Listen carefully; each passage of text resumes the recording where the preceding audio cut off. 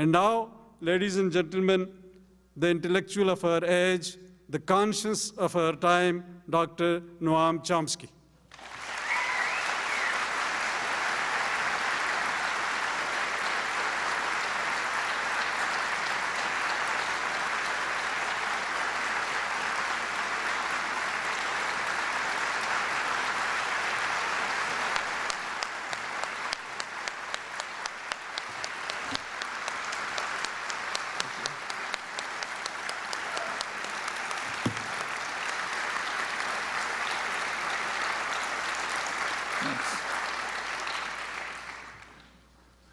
Whoever arranged this evening's events should be congratulated for their good timing. The topic is United States and the United Nations. It's the meetings on the occasion of a day in honor of UNESCO.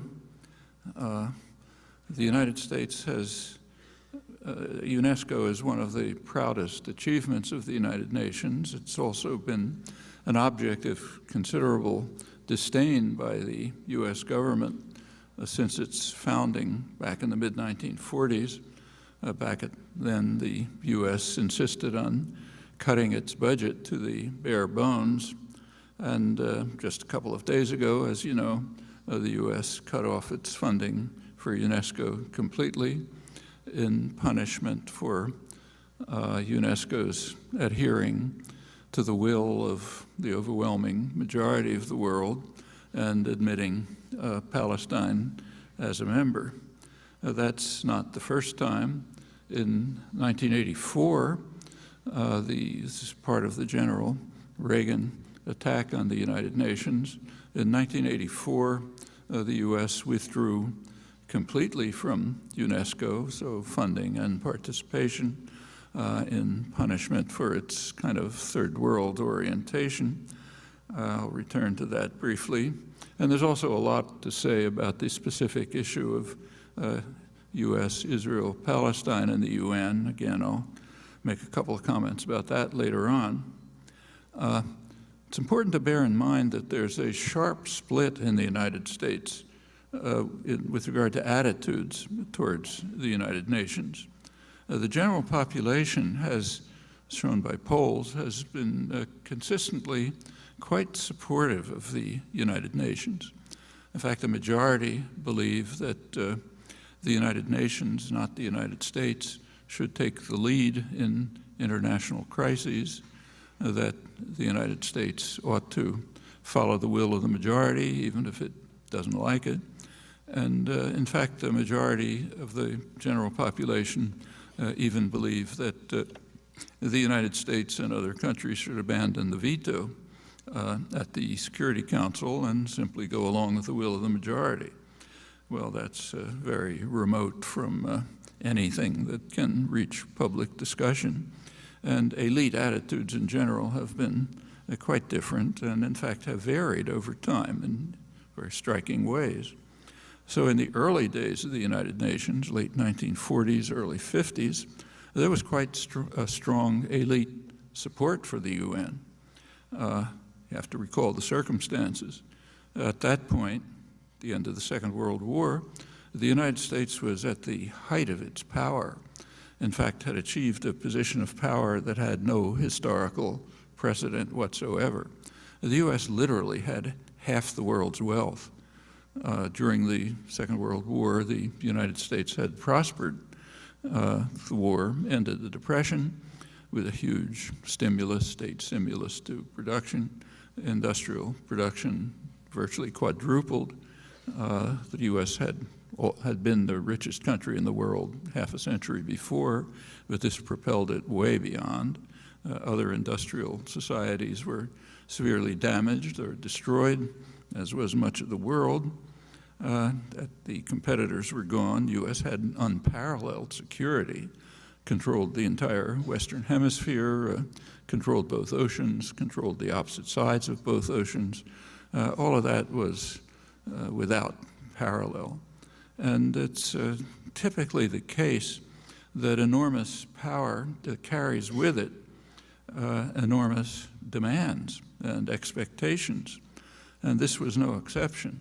We have a good record of wartime planning, and of course we know how the planning was implemented in the post-war years, and wartime planning and its implementation reflected the assumption, fairly explicit, that the United States was going to control the world and ought to control the world for its own good, so plans were developed. The great American radical pacifist A.J. Muste, not too well known, but I think one of the most important 20th century figures in the United States, at the time he observed that the problem after a war is with the victor. The victor thinks he's shown that violence pays. Who will teach him a lesson? I think those are words that should be heeded and tell us a lot about post-war history. Well, in any event, in those circumstances, it's pretty obvious why the U.S. Elite opinion strongly supported the United Nations. The United Nations was essentially an instrument in the hands of the United States, used to further its Cold War objectives. It was easy to muster UN support for flogging the Russians. The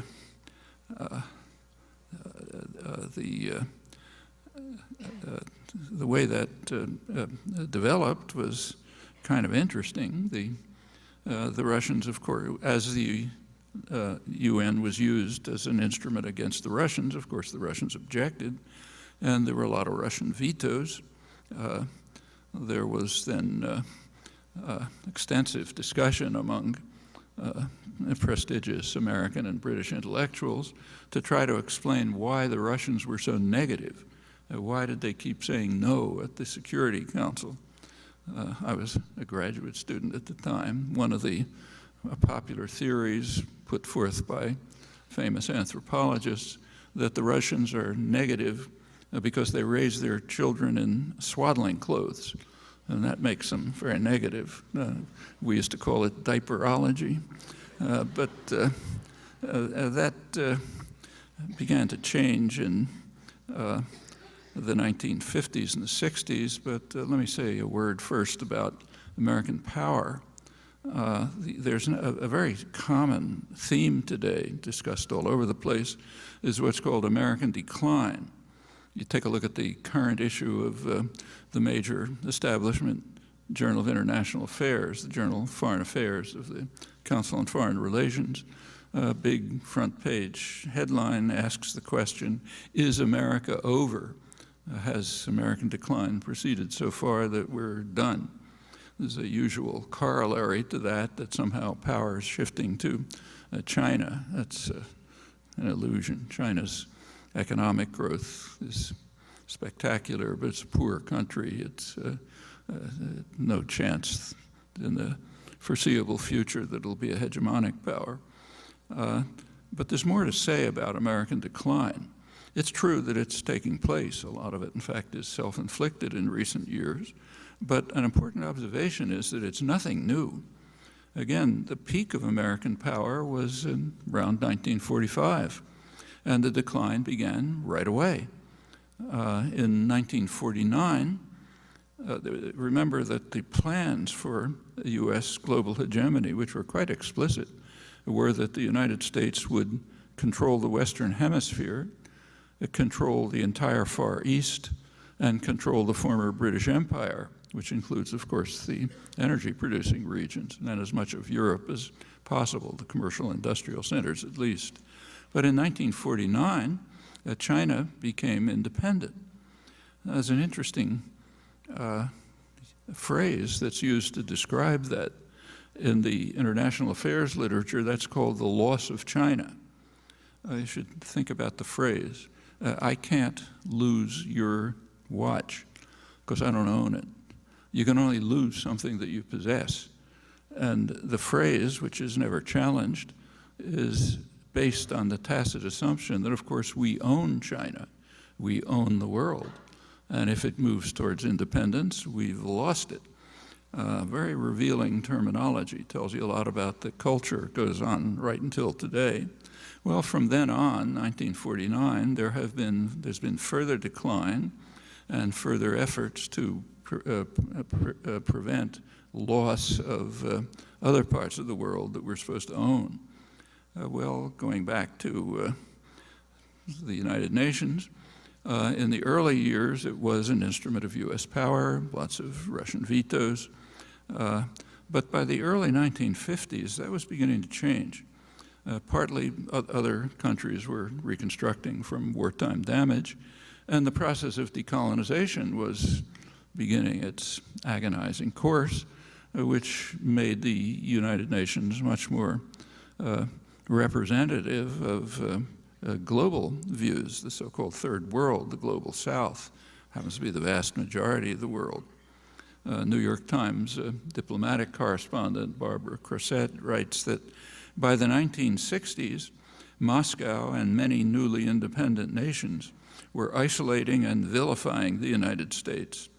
In fact, the situation was so bad that by 1966, the United States began to veto Security Council resolutions. And prior to that, it was unnecessary because the UN was pretty much an instrument of US power, but not from the mid-60s. Since the mid-60s, the United States is far in the lead in vetoing Security Council resolutions. Britain is second, France is a distant third, and the other two countries aren't within shouting distance. Well, that's not exactly the way it's described. If you look at current press coverage, it tells you that, quote the Washington Post, the image that's engraved on world consciousness is of grim-faced Russian ambassadors casting vetoes, which was true 60 years ago, but it hasn't been true for 40 years. It's been the opposite. Grim-faced US ambassadors and British ambassadors, secondly. But that's not part of the world's consciousness, given the way the world is presented to us. Well, these aberrant attitudes of the world have caused considerable concern in elite circles. So in 1984, New York Times cultural correspondent Richard Bernstein had an article in the New York Times Magazine which was devoted to the isolation of the United States at the United Nations. The title was "The UN versus the US," not incidentally the US versus the UN, which has a rather different connotation. Point is that if there's a conflict between the US and the world world is out of step. You read other commentary, it says the other countries of the world ought to join the team and get in the mainstream of diplomacy. The team is us, and the mainstream is what we do, even if everybody else is out of it, and they got to join in. At the time that Bernstein was writing, mid-'80s, the United States was even vetoing resolutions that called on all states to observe international law, and it began to refuse to pay its legally obligated funding for the United Nations altogether. 1984, it quit UNESCO. The reasons for quitting UNESCO are kind of interesting. One reason, major reason, was that the organization was allegedly trying to initiate what was called a new information and communication order, which it was claimed would require a licensing of journalists and other constraints on the free press.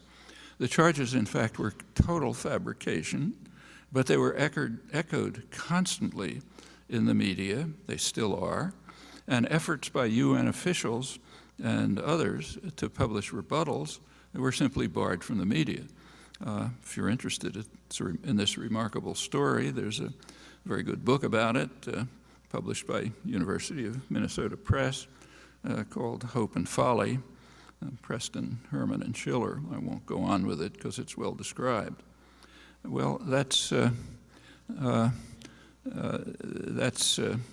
UNESCO, mid-'80s. The reasons why the United States had to veto resolutions calling for observance of international law also tell us a lot. They're instructive. What had happened at that time, the occasion for this, was that the World Court, the International Court of Justice, had just condemned the United States for its terrorist war against Nicaragua. It had called on the United States to terminate what it called the unlawful use of force. It's a technical term for terrorism, international terrorism, and to pay huge reparations to Nicaragua. The UN, the World Court, which is the judicial organ of the United Nations, the World Court was immediately bitterly condemned by the press. The New York Times editors wrote that the World Court is a hostile forum, so it doesn't matter what it decides. A couple of years earlier, the same editors had been praising the World Court because it had sided with the United States in a conflict with Iran, but now it was condemning the U.S. for its international terrorist operations, so it's a hostile forum and therefore irrelevant. The bipartisan Congress immediately passed an increase in aid to the Contras, the terrorist force that was attacking Nicaragua. There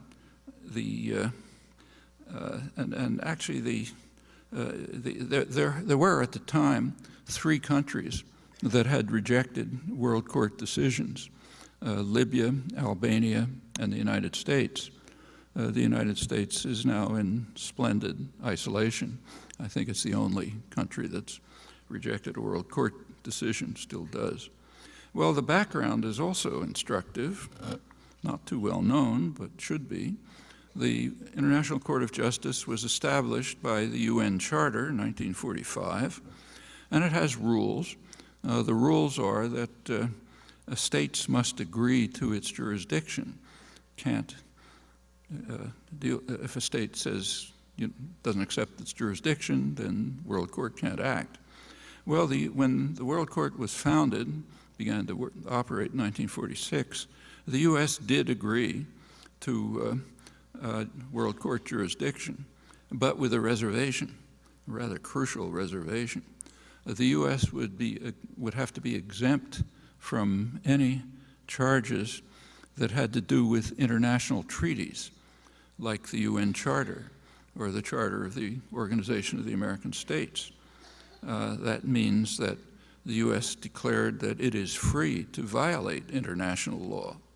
And the Nicaragua case was a case in point. The case for Nicaragua was in fact presented by a very distinguished international lawyer, a professor at Harvard Law School, Abe Chase, been in the government in fact.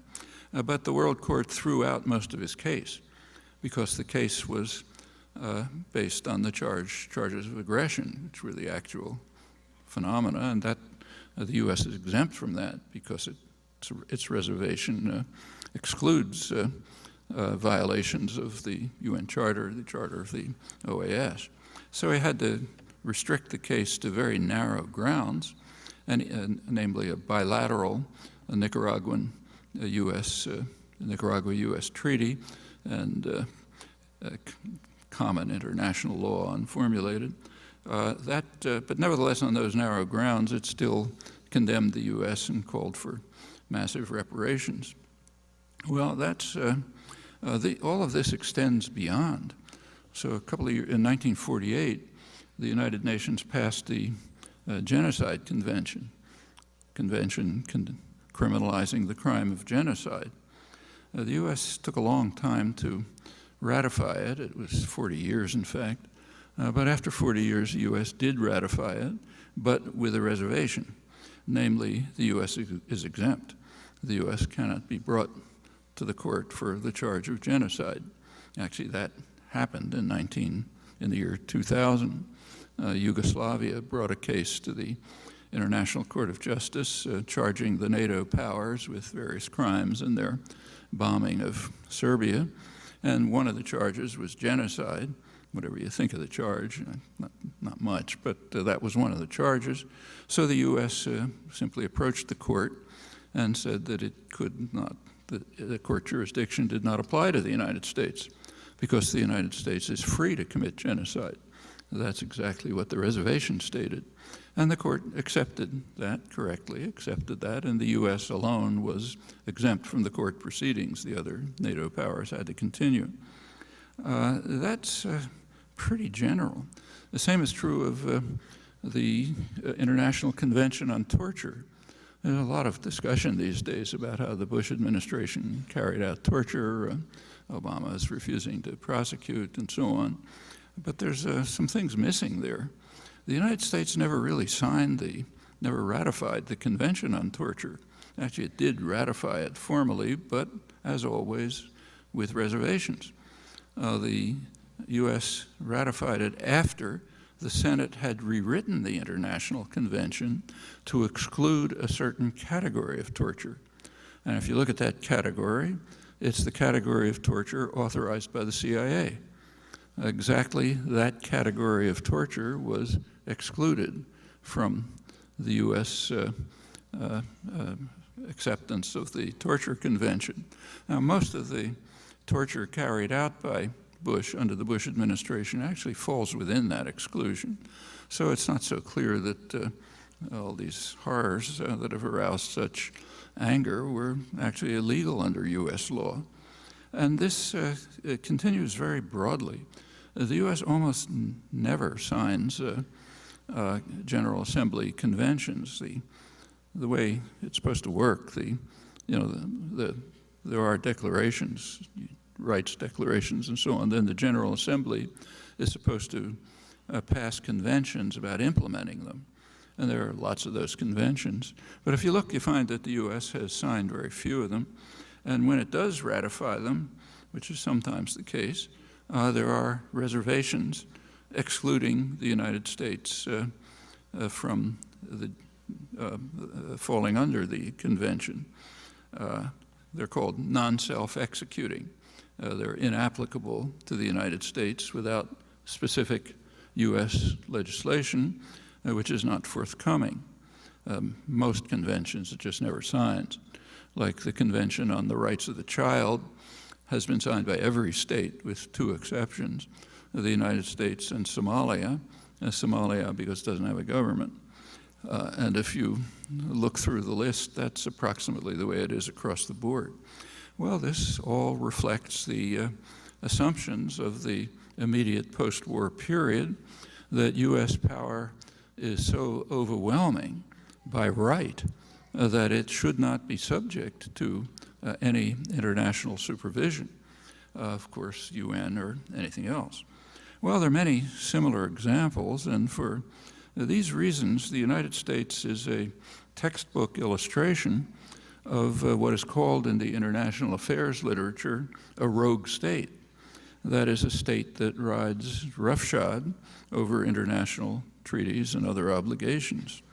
Actually, the most extreme form of violating international obligations is a Security Council veto. That just eliminates the obligation. But in many other ways, too, including those I mentioned. And that hasn't passed without comment in elite circles. So in the late 90s, prestigious voices observed, I'm quoting, that the U.S. was becoming the rogue superpower, considered by much of the world to be the single greatest external threat to their societies, and that the prime rogue state today in the world is the United States. Now, these were incidentally not marginal voices.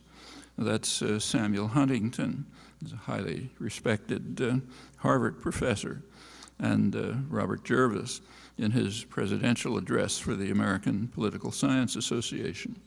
So not marginal voices, but they were drowned out in a quite remarkable chorus of self-adulation that I think has no counterpart in intellectual history. This is the 1990s. At that time, Clinton's foreign policy was described by prominent intellectuals as entering a noble phase with a saintly glow. I'm quoting now, for the first time in history, a country is guided by altruism alone and dedicated to principles and values, an idealistic new world bent on ending inhumanity, which at last could carry forward unhindered the emerging international norm of humanitarian intervention, leading to a magnificent future. Actually, much of Western intellectual commentary in those years sounded kind of like North Korea, adulation of Kim Il-sung. It's no exaggeration. Of course, not surprisingly, not everyone was so enraptured.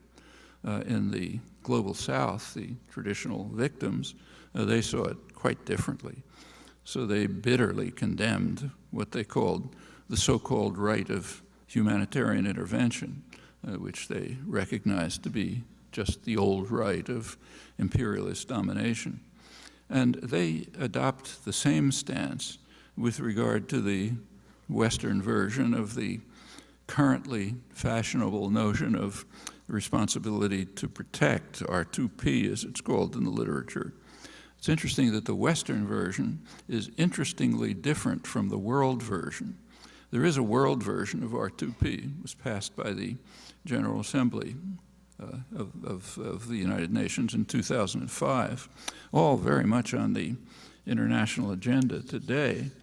And it's worth looking closely at how the United States and a few of its allies diverge from the world. Very important insight into tonight's topic, particularly important because it's never discussed, although it should be. The Western version of R2P appears in a 2001 document whose primary author is former Australian Prime Minister Gareth Evans. He's lauded in the West as the father of R2P. But his version is crucially different from the world version. In the crucial paragraph, the Evans report considers the following situation. We consider a situation, I'm quoting now, in which the Security Council rejects a proposal for intervention or fails to deal with it in a reasonable time. In that case, the report authorizes action within area of jurisdiction by regional or sub-regional organizations, subject to their seeking subsequent authorization from the Security Council. Now, if you look at what was going on then, you can see that that paragraph was explicitly tailored to apply retrospectively to the bombing of Serbia 2 years before. That had been forcefully condemned by the Global South, almost all the world. But this provision of R2P is designed to authorize it. And it, in fact, authorizes the powerful to use force at will. And the reason is very clear. The powerful unilaterally determine when they can use force and determine what is their area of jurisdiction. The Organization of American States can't do that. The African Union can't do that. In fact, no regional organization can do it except for NATO. That's the one that can do that. So this is an authorization for use of force by NATO. And it does it. NATO unilaterally determined that its area of jurisdiction included the Balkans and that it could use force there without Security Council authorization. Rather interestingly, and this is also never discussed, the area of jurisdiction does not include NATO itself. There, shocking crimes were being committed against Kurds in southeastern Turkey right through the 90s, all off the agenda for a very simple reason. The decisive military and diplomatic support was being provided by the Clinton administration. In fact, that support peaked in 1997, the very year in which Clinton was praised for the noble phase of his foreign policy with a saintly glow. Well, this all passes without comment. NATO later determined that its area of jurisdiction extended to Afghanistan, as you know, and well beyond.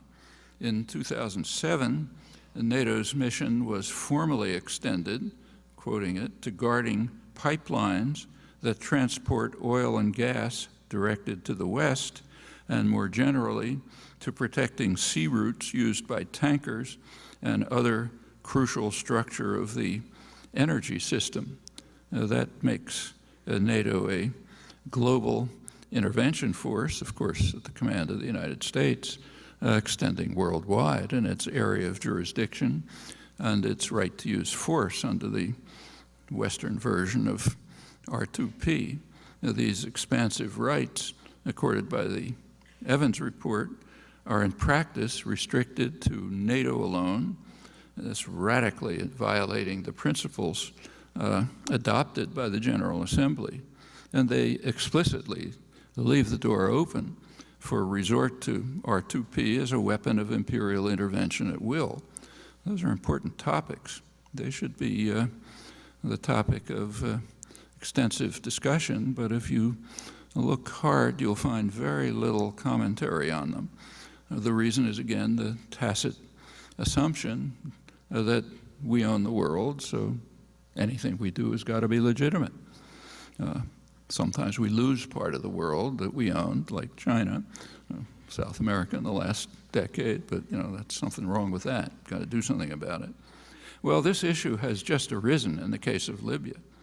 Actually, there were two interventions in Libya, worth bearing in mind. One intervention was under a Security Council resolution, Resolution 1973, which called for a no-fly zone and the use of all necessary means to protect civilians. That intervention lasted about 5 minutes. The three traditional imperial powers, France, England, and the United States, instantly violated it and simply decided to become the air force of the rebel forces. There's nothing in the resolution that justifies that. Actually, virtually the entire world opposed that. Almost everyone called for efforts at negotiations and diplomacy to head off the fearful bloodshed and the destruction that in fact took place, culminating in a humanitarian catastrophe caused mainly by NATO bombing in Bani Walid and Sirte. Those are the cities of the home base of the largest tribe in this tribal society. Catastrophe bitterly condemned by the Red Cross, but barely discussed here. Well, the condemnation of the quick resort to violence by NATO included the African Union. Libya is, of course, an African country. It included the BRICS, so-called BRICS countries, Brazil, Russia, India, China, South Africa, the main so-called developing countries, happened to be meeting in China right then and issued a condemnation and a call for negotiations and diplomacy. It was also condemned by the International Crisis Group, highly respected organization that monitors actions throughout the Third World. It was quite an important paper by its director for Africa, Hugh Roberts, London Review of Books. The triumvirate, the imperial triumvirate, appealed to R2P totally without justification, but it's worth knowing that they were virtually alone, the usual situation. Let's return to the current cutoff of funds to UNESCO right now to punish it for admitting Palestine. Here, too, there's a history which involves the United Nations, and they're worth thinking about. There are plenty of hard problems in the world where it's difficult even to conjure up a possible solution, like Kashmir or Eastern Congo and others.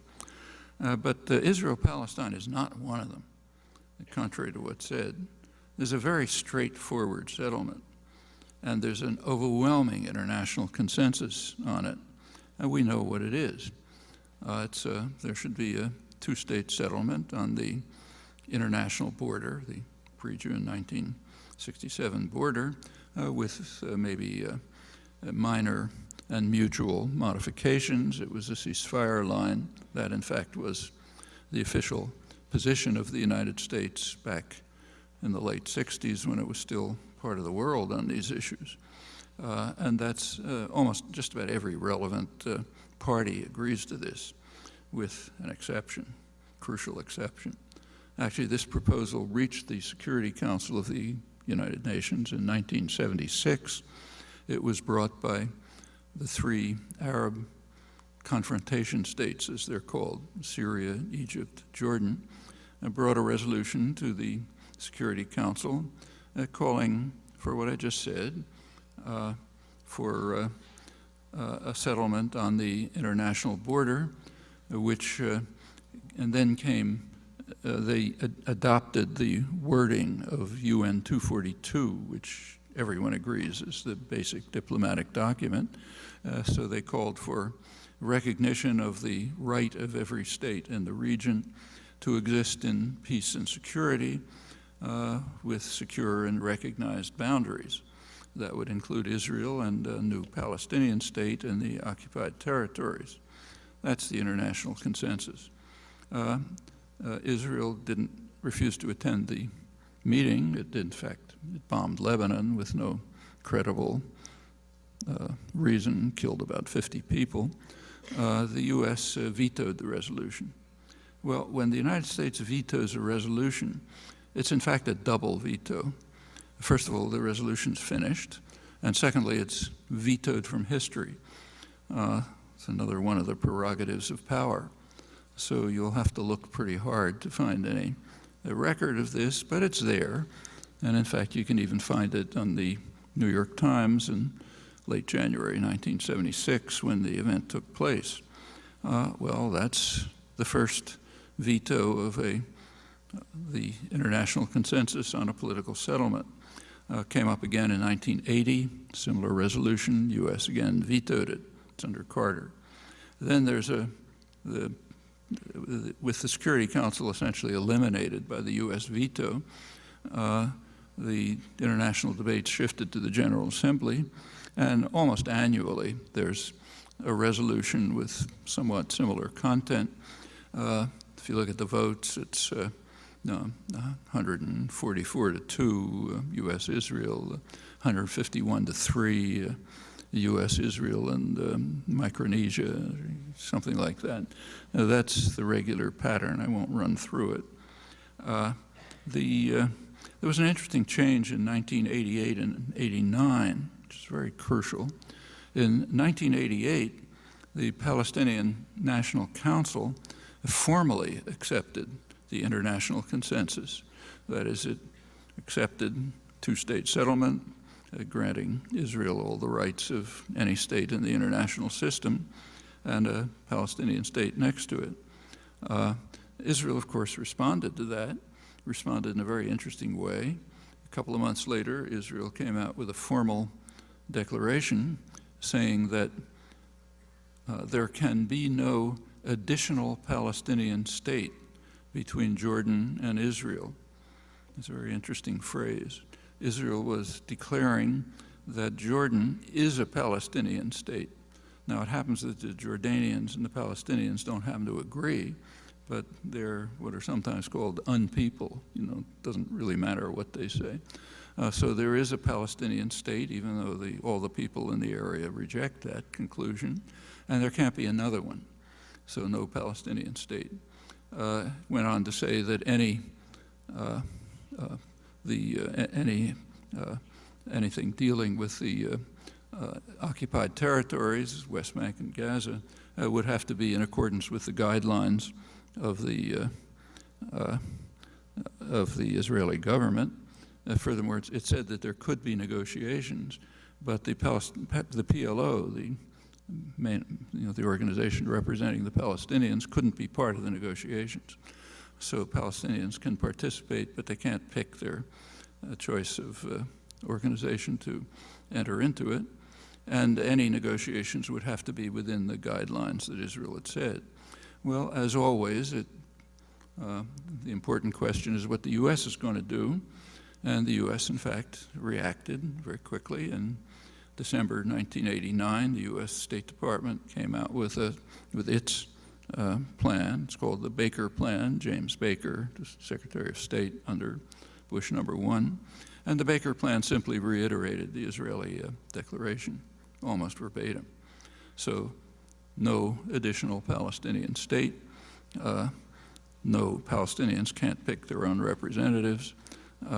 Everything will have to be settled in accord with the guidelines of the State of Israel. That's official U.S. policy in 1989. And that's kind of out of history, too. It doesn't fit well with the proper imagery. Shortly after that came the Oslo agreements. I won't go into the details, but they're interesting. The crucial part of the Oslo agreements was that they undercut the Palestinian negotiators. There were negotiations going on under U.S.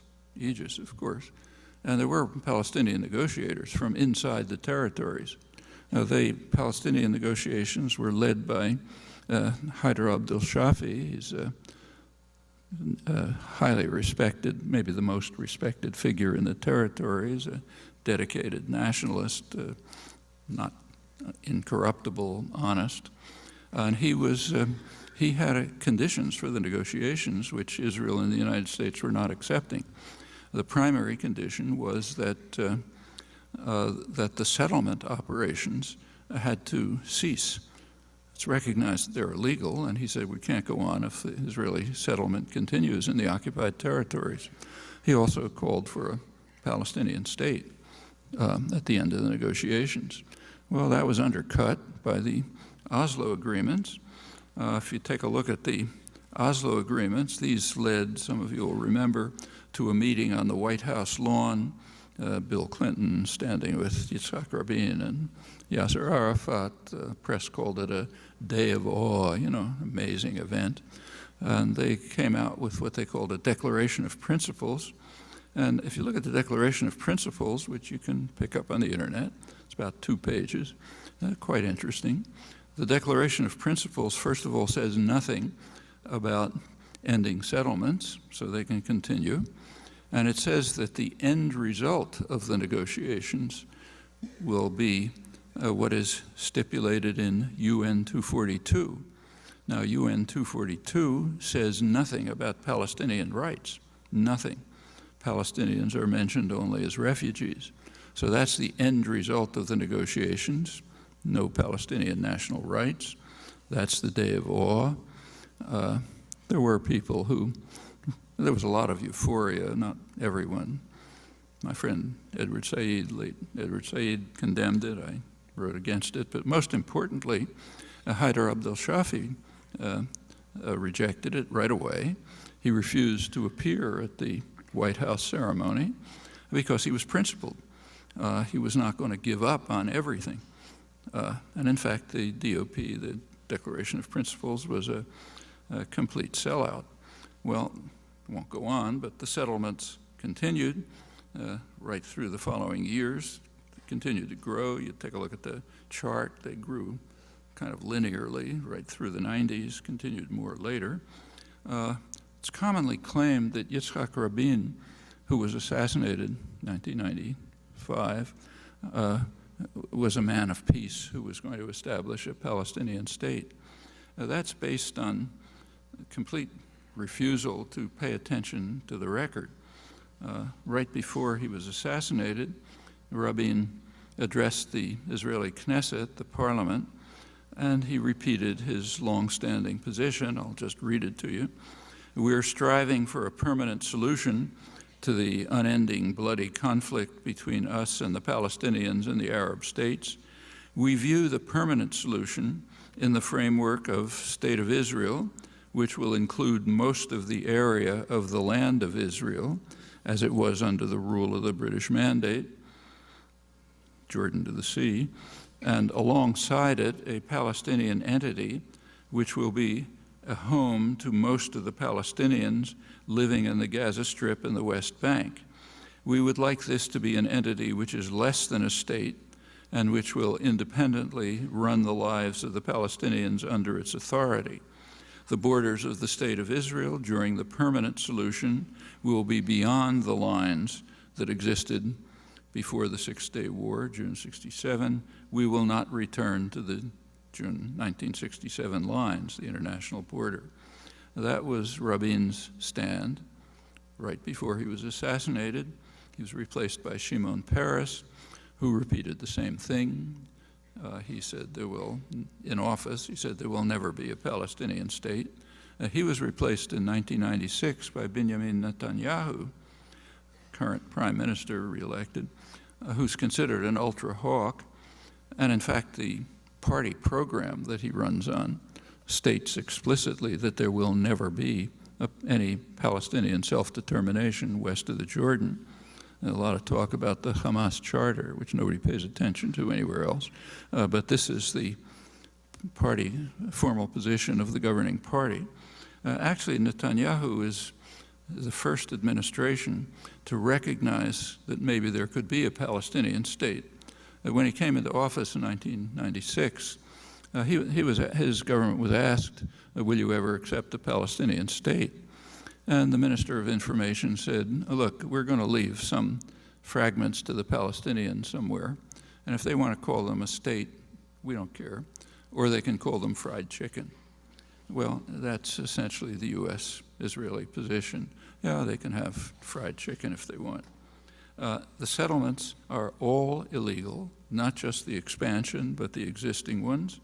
That's been determined by every relevant international authority, Security Council, International Court of Justice. In fact, Israel itself agrees with it. In Jerusalem, what's called Jerusalem, which is vastly expanded beyond Jerusalem and illegally annexed, their settlements are doubly illegal. Those are the ones that are going on today. They're doubly illegal because they're also in violation of explicit Security Council resolutions not to modify the status of Jerusalem. Well, why does this continue? For a very simple reason. It was set in the 1976 veto. The U.S. blocks any particular political settlement. It is the leader of the rejectionist camp, virtually alone, along with Israel, among relevant actors. The most recent U.S. veto was February 2011. That one aroused a little interest. Usually they're just ignored. And the reason was that what Obama vetoed was a resolution calling for official U.S. policy. Official U.S. policy is that there should be no more settlement expansion. Obama doesn't mean it. He's indicated to Netanyahu, go ahead. But that's the official position. And the Security Council had a resolution calling for that, and Obama vetoed it. Well, that raised a few eyebrows. That ended any discussion about settlement expansion. There's another veto threatened any day now if the Security Council accepts the Palestinian bid for membership. If it happens, the U.S. isolation will be carried even further to really historic depths. I mean, Obama hasn't had many achievements in his presidency, but he's had one, which shouldn't be overlooked. He succeeded in becoming even more unpopular in the Arab world than George Bush was. That's quite an achievement. Bush was down to, I think, about 9% support. Obama's reached 5% in Egypt. Well, the United Nations has several pillars. The main one is the United Nations Charter. Its core principle is rejection of the threat or use of force in international affairs. It's Article 2.4. There are exceptions. The exceptions are if forces authorized by the Security Council, or Article 51, if it's in self-defense against armed attack until the Security Council can act. There's almost no example of that. The U.S. routinely rejects this principle so frequently and so brazenly that it's superfluous to give examples. In fact, right now it's violating it. The threats against Iran are in violation of Article 2.4, which says condemns the threat or use of force. Now, the way it's framed in the case of Iran is all options are open, which means we'll nuke you if we feel like it. That alone, even those words, are in violation of the Charter. And much more significantly, of course, is the resort to force, which happens all the time. Another one of the pillars of the United Nations is the International Court of Justice. As I've mentioned, the U.S. Exempted itself right away from ICJ jurisdiction on matters of real significance. And under Reagan, it extended. Reagan denied any authorization to the ICJ on any issue. Well, the last major pillar of the United Nations is the Universal Declaration of Human Rights, December 10th, 1948. It's called Human Rights Day. It'll come in a few weeks, and you will hear rousing statements about our fervent dedication to the Universal Declaration and condemnations of enemies who routinely violate it. So let me end by taking a look at that. The Universal Declaration of UD has 3 parts, which are of equal significance, quite explicit. The 3 parts are civil and political rights, socioeconomic rights, and cultural rights. The U.S. formally accepts the civil and political rights, but only formally. It often violates them in quite interesting ways. Go into it if you like. The cultural rights, the U.S. dismisses without comment. They're not even discussed, so they're out. The socioeconomic rights are the most interesting case. There, the United States explicitly rejects them. Mention just a few illustrations.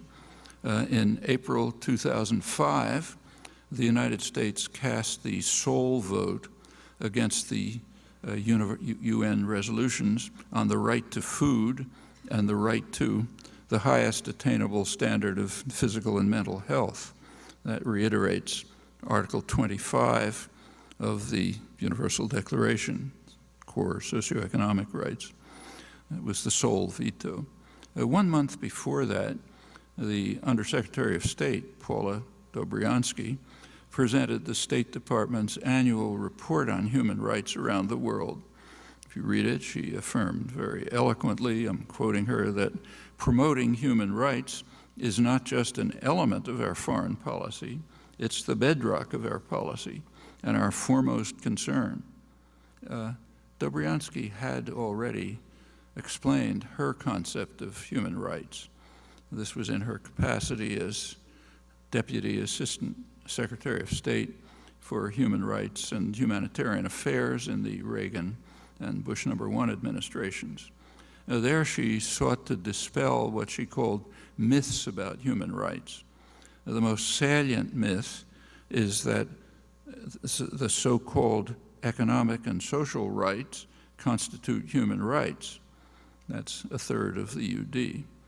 She denounced the effort, quoting her, to obfuscate human rights discourse by introducing these spurious rights, which are entrenched in the Universal Declaration, but which the Reagan and Bush administrations explicitly rejected.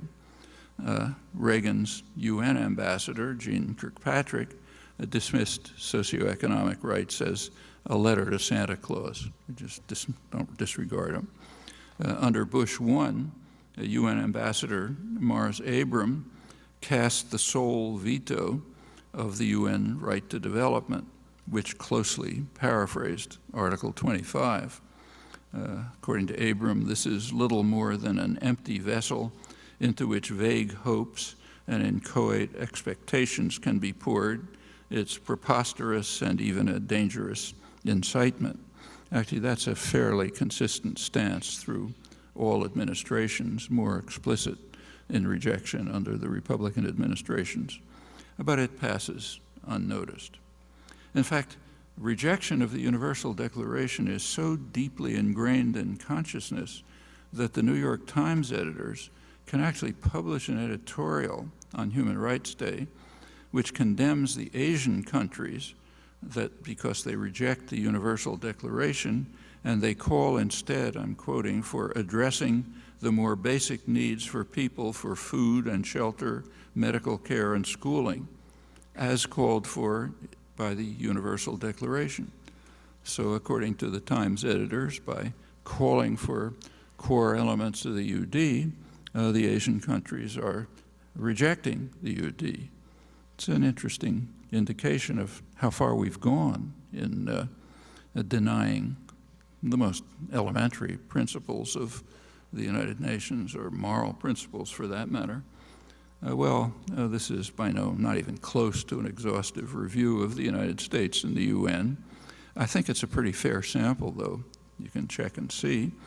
It's a topic that I think should be of considerable concern to us as U.S. citizens who are responsible for what our government does in the world. Actually, the review, I think, suggests a modification of the announced title for this evening.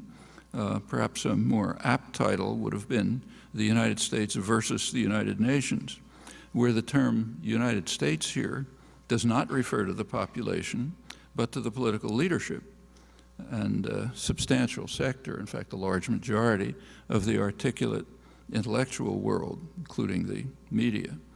That gap also ought to concern us. It's one of many illustrations of a very sharp and growing disconnect between public opinion and public policy. Some of them happen to be in the headlines exactly today with regard to the Deficit Commission. Matter would be interesting to pursue, but a different one.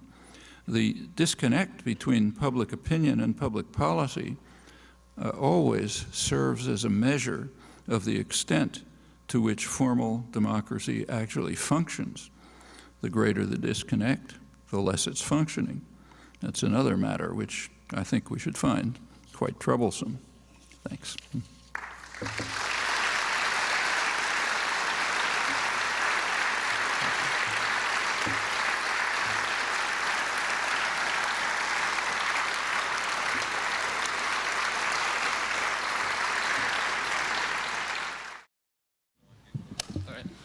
I'd be curious to know if you think the Occupy Wall Street movement signals that we're on the verge or perhaps already in a legitimation crisis in the Habermasian sense of the word. I think we've been in a legitimation crisis for a long time. The Occupy Wall Street and the whole set of movements like it around the country, in fact around the world, is a reaction to a long-standing crisis of illegitimacy of political and economic institutions. It's taking, the reaction to this illegitimacy is taking different forms in different parts of the world. So, for example, in the last decade, South America, which had been the most rigorous and respected adherent of the so-called neoliberal programs, the programs of the Treasury Department, the IMF, the World Bank, and had suffered severely for it. They lost decades of development. They just broke free. For example, Argentina refused to pay its debt. Other countries broke free in other ways. They've thrown out all the U.S. military bases. In fact, the U.S. has lost South America, much as it lost China in 1949. That's a significant reaction against the whole array of social and political programs and economic programs that are roughly called neoliberal. I mean, they vary in the way they apply in different places. Take, say, Egypt. That's what's been happening the last year in Middle East and North Africa, what's called MENA, Middle East North Africa region. So, for example, in Egypt, these same programs had been instituted in the 1980s. That's when most of them were instituted around the world, and had the usual impact. The World Bank and the IMF praised Egypt very highly. In fact, shortly before everything collapsed, they were producing reports describing Egypt as, the kind of poster child for neoliberalism. Everything was working beautifully, wonderful reforms. What was happening was the usual. It enriched a small sector of the population and impoverished and undermined everybody else. And now there's a reaction. That's not the only reason for the reaction. It's also a reaction against dictatorships, but it's a large part of it. And the same throughout much of the region. And other things are happening in Europe, which are sort of the same. The indignados in Spain, in Greece. The Occupy movements here are the first manifestation, organized manifestation of significant protest against similar policies which have been applied in the United States. Now, when policies apply in the richest country of the world, it's different than when they apply in Egypt or, Argentina or somewhere else. But it's similar. The policies have been designed to achieve exactly what they've achieved, to enrich a tiny sector of the population. You look at the United States over the last 30 years, there's a big change in the economy in the United States in the past 30 years, just as there was when the neoliberal programs hit other parts of the world. So in the 1950s and the 60s were the greatest growth period in economic history. And the growth was egalitarian. So lowest quintile did about as good as the upper quintile. There were also steps forward towards kind of vaguely social democratic welfare state measures, giving rights to larger parts of the population. By the early 70s, that was beginning to change. With Reagan, it changed dramatically. In the last generation, very radical change. For most of the population, it's been stagnation, sometimes decline.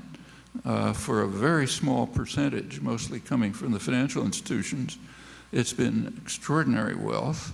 Everyone knows the United States is unequal, in fact unparalleled in inequality, but what's less known is that inequality is largely driven by about 1/10% of the population. Hedge fund managers and CEOs of financial corporations and so on. They're spectacularly rich. And all of this has been combined with, set in motion a kind of a vicious cycle in which economic power is highly concentrated. That leads, of course, to concentration of political power, which provides legislation which accelerates the process. And the whole system is so illegitimate and understood to be illegitimate that by now approval of Congress is in single digits. This goes back quite a few years, but it's going way down.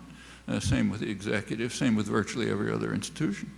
Well, Occupy Wall Street is a reaction to this, taking different forms than the reaction to similar policies in different parts of the world. But yeah, it's a reaction. Where will it go? You never know where it'll go. Depends on how much commitment and dedication there is, how far it can. It's a very atomized society. So the question is, can it help organize and mobilize people to struggle for their own rights, the way it's been done in other countries? We'll have to see. Thank you.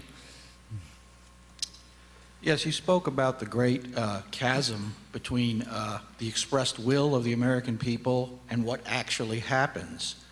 And that relationship between what the people have expressed and what the government does, I don't think has ever been greater. And I'm wondering, what can in your opinion, what can the American people do? What steps can they take back their government, which seems estranged from the average person now?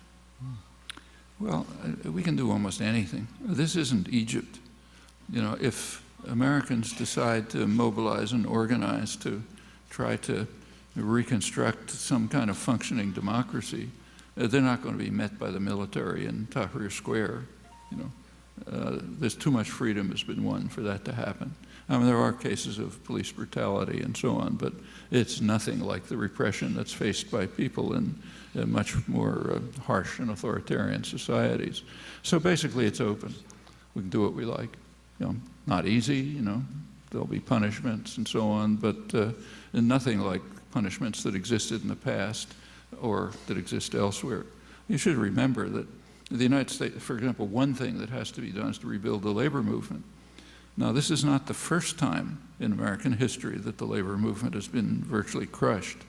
It's happened several times. In fact, there's one of the major books on labor history by David Montgomery, one of the primary labor historians. It's called, I think, something like The Rise and Fall of the Labor Movement in the United States. And the fall that he's talking about is in the 1920s. In the 1920s, the labor movement had been virtually destroyed by Woodrow Wilson's Red Scare and other repressive operations. So there was just almost nothing left. Well, it reconstituted itself in the 1930s very dramatically, and in fact spearheaded what became the New Deal programs. And by the time that the CIO was getting organized and the workers were sitting in on factories, that's terrifying to business. When workers sit in on factories, that's sit-down strikes. That's one step before taking them over and saying goodbye. We don't need you. We're going to run them ourselves. As soon as that started to happen, then you started getting significant New Deal legislation, and plenty of other things were happening like it. Repression then was still pretty brutal. I mean, American labor history is extremely violent, and much more so than other countries, other industrial countries. And as late as the late 30s, workers were still getting murdered for striking. Okay, that's not happening anymore. There's been improvements, and plenty of things can be done. I mean, right now it's very critical to the labor movement has been, in the private sector, the labor movement has been very much weakened, mostly by illegal actions of the government, primarily under Reagan, but then it continued. Reagan basically told, the owners and investors, you can do whatever you like. You want to violate laws, we're not going to pay any attention to you. So the number of illegal firings for organizing attempts escalated sharply under Reagan, went up more under Clinton, under Bush, so even more. Public sector unions still have maintained themselves and have maintained rights, and now they're under attack. That's what's going on right now. Scott Walker, Christie, the whole business. These are attacks on the public sector unions, the last stronghold. And it's because business understands very well that the main organized barrier to almost total destruction of the democratic system is an organized labor movement. Well, a lot can be done to defend and restore that. And the same with, the political system has become kind of a joke. I mean, not only are elections bought, but in Congress, if somebody in Congress wants to have a position of some influence, say head of a committee, it used to, when the political system was kind of functioning, you got those positions through seniority, service, and so on. That's gone. Now you have to buy them. You have to pay money into the party coffers in order to get a chairmanship or something. And this is utterly corrupted Congress, White Houses. The White House just follows the dictates of the financial institutions. I'm exaggerating, but it's pretty close. And all of that can be changed. And in fact, I think we can also go back to the days of that were beginning in the 1930s of takeover of industrial production. And there are cases of it. There are cases which have become pretty close to workers taking over, workers and communities taking over industry and producing things that can be needed. And that, if there was enough public support, that could have been done in the last few years. So for example, when Obama took over the auto industry, it was basically nationalized. And there were a couple of paths that could have been followed. One path was the one that was followed. Reconstitute it, give it back to essentially the same, banks, management, and so on, a couple of different names. That was one way. Public paid for that. An alternative was to hand it over to communities and the workforce and have them turn to producing things that the country very badly needs, like, say, high-speed rail. Skilled workers in the Rust Belt have the capacity, with a little help, to do that. And the country badly needs it, and they need the jobs. And that rebuilds a popular movement which can be, again, on the forefront of change. These are possibilities. And across the board, there's any number of things we can do. So I don't think there's any shortage of opportunities. There's a shortage of dedication to making use of those opportunities. Thank you. Hi. Yeah, he took my question, but do you support Ron Paul? And what corporations do you think lead ethical practices that, if any? I mean, Ron Paul's a nice guy. If I had to have dinner with one of the Republican candidates, I'd prefer to have it with him. But his policies are off the wall, you know. I mean, sometimes I agree with him, you know, like I think we ought to end the war in Afghanistan. But if you look at the other policies, I mean, it's kind of shocking. And the principles that lie behind them, you know, I don't know what to say about them. So you probably saw or maybe read in the Republican debates at one point, and this kind of brought out who he is. Yeah. He was asked, he's against federal involvement in health, in anything, you know. Right. He was asked something like, well, what if some guy's in a coma and he's going to die and he never took out insurance? What should happen? Well, his first answer was something like, it's a tribute to our liberty. Okay, so if he dies, that's a tribute to how free we are. Right. He kind of backed off from that. Actually, it was a huge applause when he said that. But after later reactions from elsewhere, he backed up and said, well, the church will take care of him, or charities will take care of him, or something or other, so it's not a problem. All right. I mean, this is just savagery, and it goes across the board. In fact, this holds for the whole so-called libertarian ideology. I mean, you know, it may sound nice on the surface, but if you think it through, it's just a call for corporate tyranny. Yeah. Takes away any barrier to corporate tyranny. It's a step towards the worst. But it's all academic, because the business world would never permit it to happen, since it would destroy the economy. I mean, they can't live without a powerful nanny state. They know it. You know. Yeah, I like how you said if you want to see who the next president is going to be, just look at how much money is backing them. Yeah. Okay. Well, that's been true for a long time. Sorry, I got two. It's basically true, I mean, and more true over the years, that elections are essentially bought. They're sort of charades. What's more, you know, I mean, intellectuals pretend not to understand it, but there are people who understand it very well. For example, I think most of the population understands it. Another group that understands it very well is the advertising industry, the guys who run this, the campaigns. So as maybe you know, in 2008, after Obama's victory, the American advertising industry had its annual meeting. Every year they give an award for the best marketing campaign of the year. They gave it to Obama. He beat out Apple Computer. If you read the business press, they understood that this is just a marketing campaign, like, you know, selling toothpaste. And since they were running it, they understand it. In fact, if you read the business press, it's kind of interesting.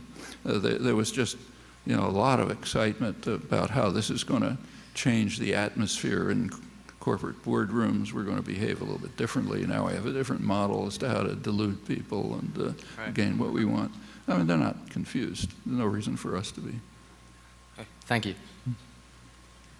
Just kind of returning to foreign policy here, you talked about in your address earlier about, briefly touched on the current tensions between Iran and Israel.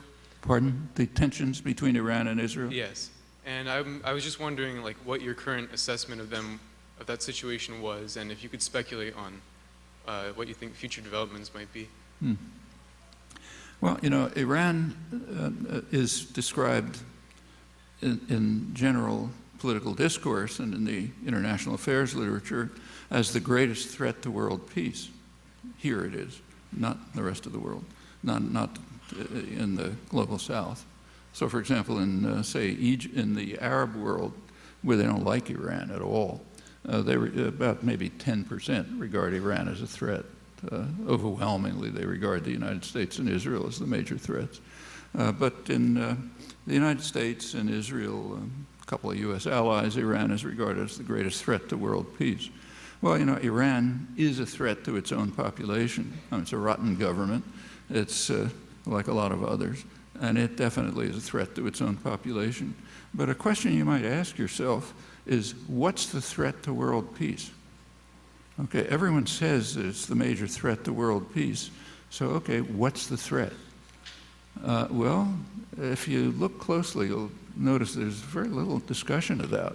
It's a threat. We have to accept that it's a threat. Actually, there's an authoritative answer to that. You want to find the actual answer? Take a look at the presentations to Congress by the Pentagon and U.S. intelligence. Every year they give a presentation to Congress on global security, and they run through the countries of the world, and of course they include Iran. So take a look. You know, it's all up on the internet. What they say is Iran is not a military threat.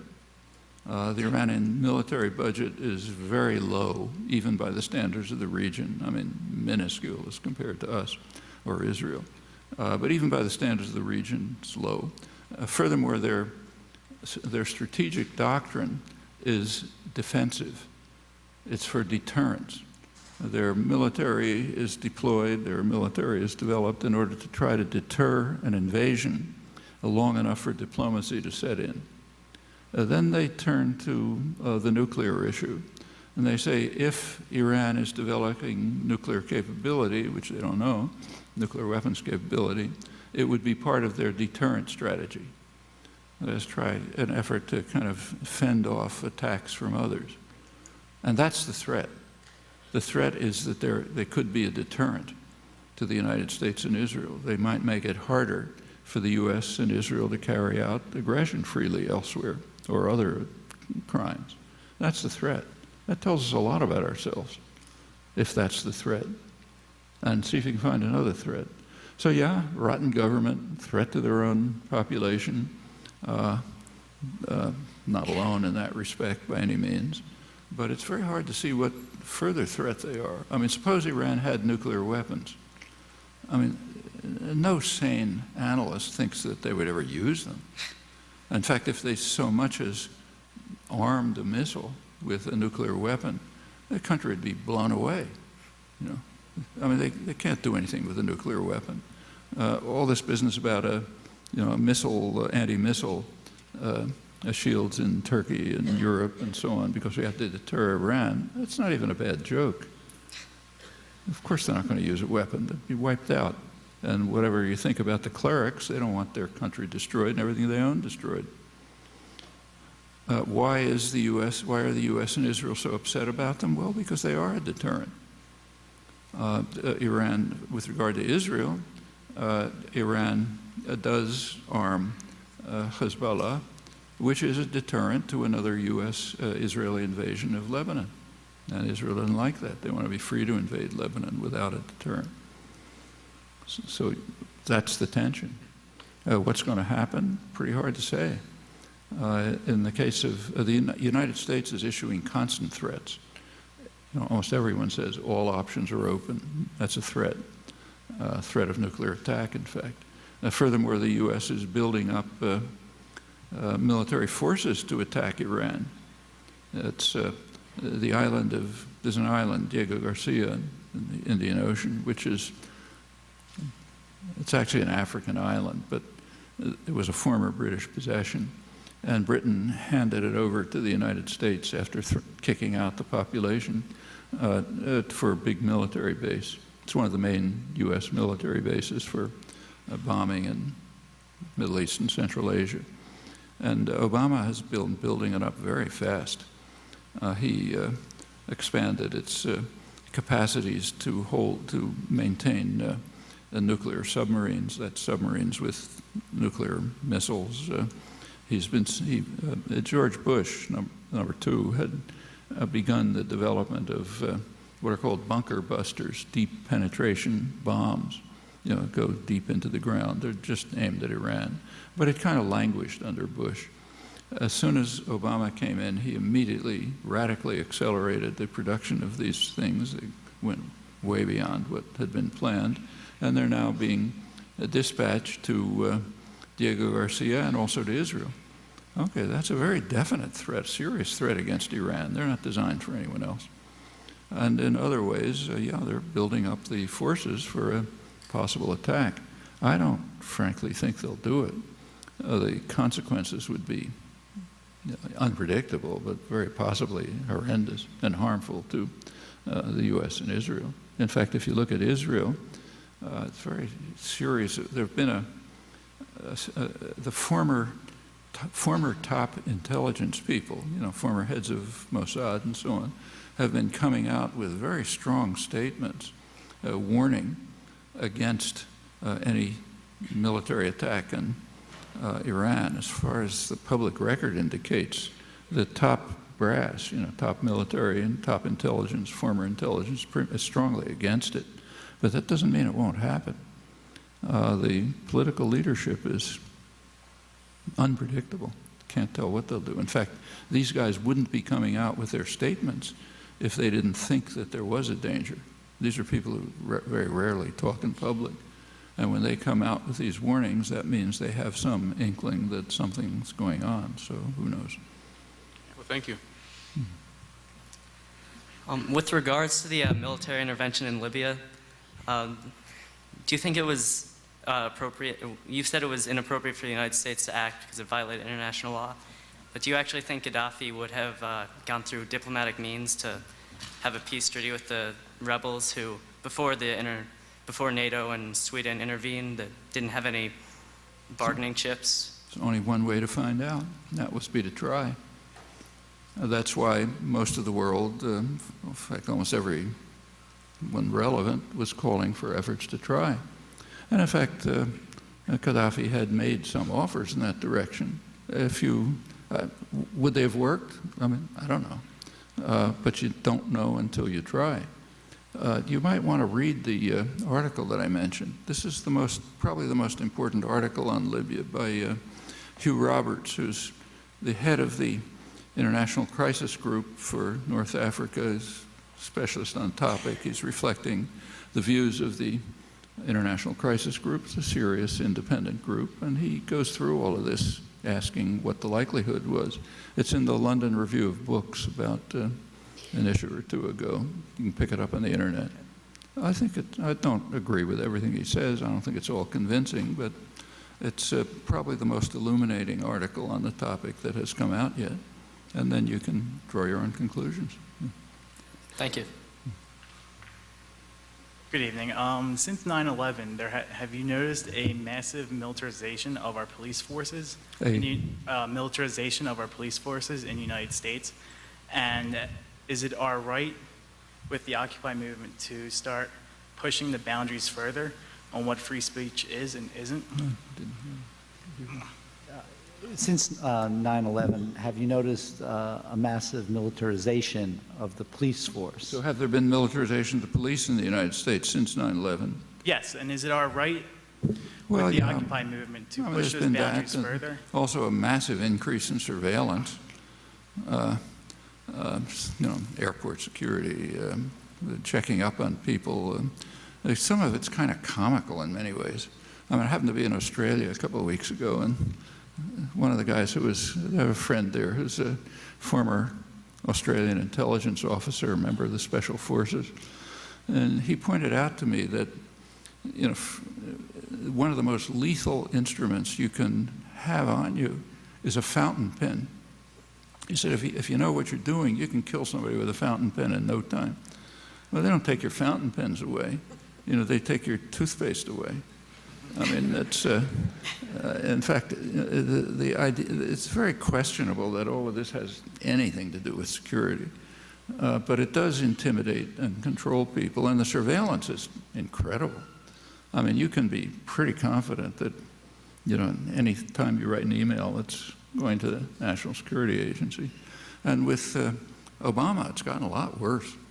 And so Obama has introduced measures which haven't gotten too much discussion, but they're pretty serious. There's one that you might want to look up is a Supreme Court case, Holder versus Humanitarian Law Project. Humanitarian Law Project is a legal aid project, which in the case in question, it happened to be giving legal advice to the PKK, Turkish group, Turkish guerrilla group. And the advice was basically, the advice wasn't telling them how to carry out terror. In fact, it was against it. Well, that case was brought by the Obama administration to the Supreme Court. It was argued by Kagan, his latest appointment to the Supreme Court. With the support of the right-wing justices, they won. And the court decision extends the concept of material support for terror to include words.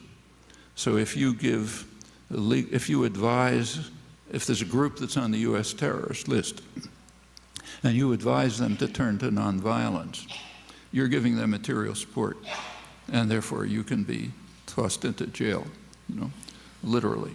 A lot of us could be subject to this law anytime. And so you might ask the question, what's the terrorist list? I mean, it's taken for granted without comment that this list is legitimate. Is it? I mean, Nelson Mandela was on the terrorist list until 2 years ago. Is that legitimate? The African National Congress under Reagan and Thatcher was one of the more notorious terrorist organizations in the world. If you want to see how arbitrary this is, take a look at the details. In 1982, Reagan wanted to start sending arms to his friend Saddam Hussein. Saddam and other aid. Saddam was on the terrorist list, so they took him off the terrorist list. That made it possible for Donald Rumsfeld to go for his handshake and start sending aid to Saddam. This went right through his worst atrocities, all supported by the United States. Attack on the Kurds, everything else. They had a gap in the terrorist list. They had to fill it. So they put Cuba on the terrorist list. Maybe because Cuba has been the target of more international terrorism than probably all other countries combined from the United States. I mean, the thing is totally arbitrary. It has no supervision. It has no legitimacy. If you're put on it, you can't do anything about it. The Attorney General doesn't need any evidence. I mean, the idea that this list should even exist is a serious blemish on civil rights on our civil rights record. And the idea that it should be used to extend the concept of material support to things like giving legal aid or advice to turn to nonviolence, that's pretty outrageous. And it's been used. This decision was immediately used by the FBI to attack groups that were supporting Palestinian rights in the Midwest. Well, those things are dangerous. It's a serious erosion of basic rights. I don't know if the police have been all that much militarized. I mean, certainly to some extent, but I think the general attack on civil rights is much more serious. And then, sure, 9/11's a pretext for it. Thank you. My question actually was very similar to his.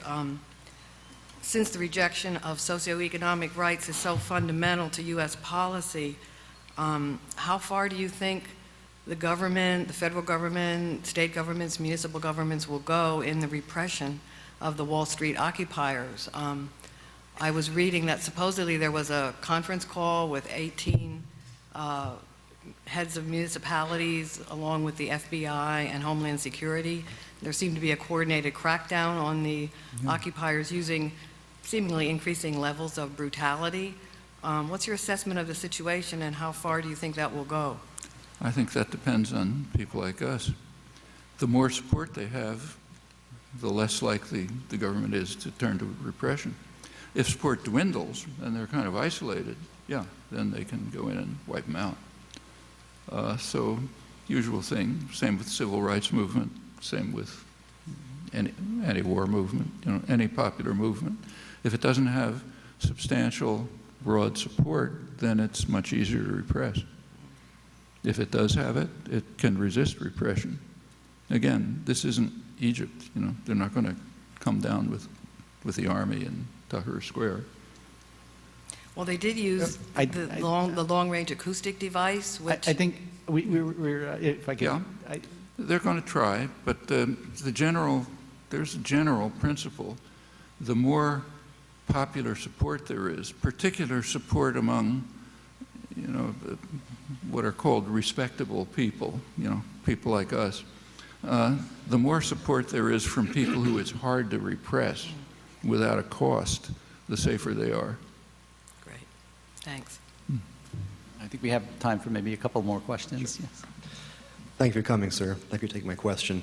With the portrait you portray of the United States as this rogue nation, pretty much doing what it wants, and then with the examples you give of the major media outlets seeming to fall right in line with some sort of support for the elite's decisions, and then coupled with just all the information we're bombarded with, everybody's got the YouTube video saying they know what the truth is.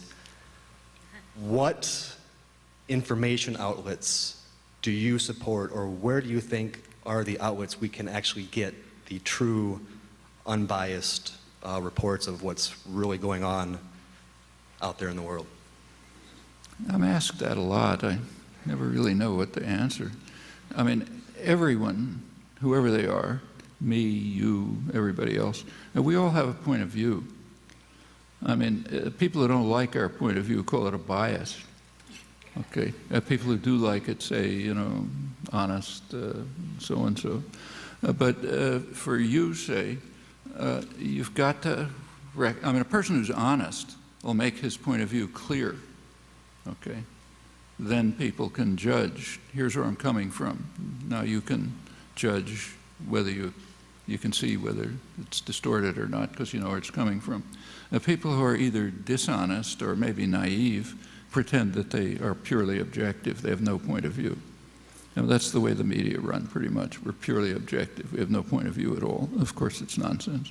But if they're honest, they'll say, look, here's the point of view we're coming from. You can kind of discern it from the coverage, but it ought to be out front. But it's really up to the consumer of information to determine. You've got to read. I personally am not impressed with information that comes through, say, YouTube, and I don't use it myself. I think it tends to be pretty superficial, frankly. I mean, it's got its value, but I think you don't get very far with it. You just have to read widely, carefully, critically, open mind, you know. You can learn from a whole range of things. I mean, you can learn a lot from reading the Wall Street Journal, the business press, right-wing journals, left-wing journals. I mean, you just have to use your own discernment. There isn't any, there's no algorithm, there's no particular tricks. It's kind of like in the sciences. You just have to figure out where you're getting something that makes sense to you and that you think you can build on. Thank you very much. You've mentioned U.S. relations with the Middle East. And, The what? You've talked about U.S. relations with the Middle East and Asian Pacific countries, but you didn't really talk about anything about Africa. I know you briefly touched about atrocities going on in the Eastern Congo, but could you talk even for a moment about what's going on with AFRICOM or the troops that Obama sent into Uganda and the buildup in Ethiopia and whatnot? That's very important. In fact, if you look over the last, just to add a little historical depth to it, in 1945, when the U.S. was essentially running the world, it did lay out plans for every place in the world. Each region of the world was assigned what was called its function in the overall system that the United States was developing. So the function of Southeast Asia was to provide resources and material to the former colonial powers so that they could then rebuild and purchase U.S. manufacturing exports and so on. And for the U.S. too. The U.S. wanted tin and rubber and so on throughout the world. This was done by George Kennan's and his policy planning staff.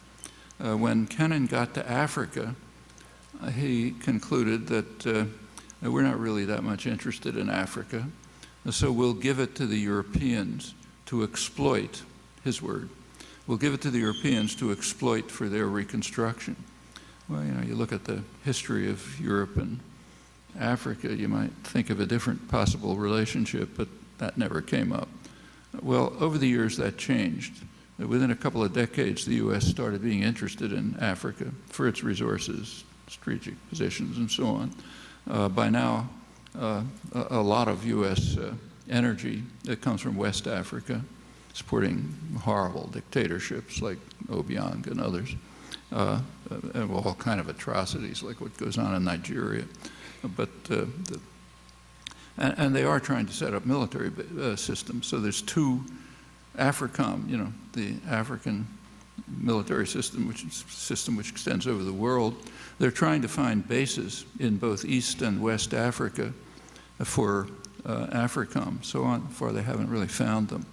There's a good chance, in fact, it's worth keeping your eyes open, that Libya will end up being one of the bases. In fact, that may have been part of the motivation for entering the war in Libya. Hasn't happened yet. Sending the troops to Uganda is, it's worth keeping your eye on. I mean, the pretext was to fight the Lord Resistance Army, but that's pretty hard to believe. I mean, whatever that army is, it's waned. Its power was years ago. They didn't send troops then. Probably it's aimed at Sudan, South Sudan. South Sudan it's kind of unsettled, very much so, but has plenty of oil, and everybody's trying to get their fingers in it. And they may be aimed at that. It may be a preliminary to trying to set up an African base. So I think what you're saying is very important to look at. Keep your eye on how this is developing and to try to prevent it from being a recolonization of Africa. And that's what a lot of Africans are concerned about, and with justice. Thank you. Okay, I think we're going to have to. I mean, I might just make a comment about Eastern Congo. Eastern Congo is, you know, the worst atrocities of the last couple of years. I mean, millions of people have been slaughtered. Why isn't anything done about it? Well, you know, there's a couple of, I mean, there is an African Union group, but why aren't the Western powers doing anything? Well, I think there are a couple of reasons. For one thing, the major culprit in Eastern Congo is Rwanda, which is a U.S. client. Well, that's one reason to let it alone. The other reason is your cell phone and everyone else's, you know, similar things. A lot of the minerals for them that come from Eastern Congo, and the multinational corporations are all over the place. They're ripping off resources from there, and they use the militias to carve out territory for them. And they're making plenty of money out of it. And as long as that goes on, I don't think there's going to be much in the way of sensible the involvement to try to negotiate a settlement of these horrible conflicts. Okay. I'm very sorry. I'm sure I and many people here would like to stay for another 2 hours and continue to ask questions. Thank you very much for the questions that you answered. And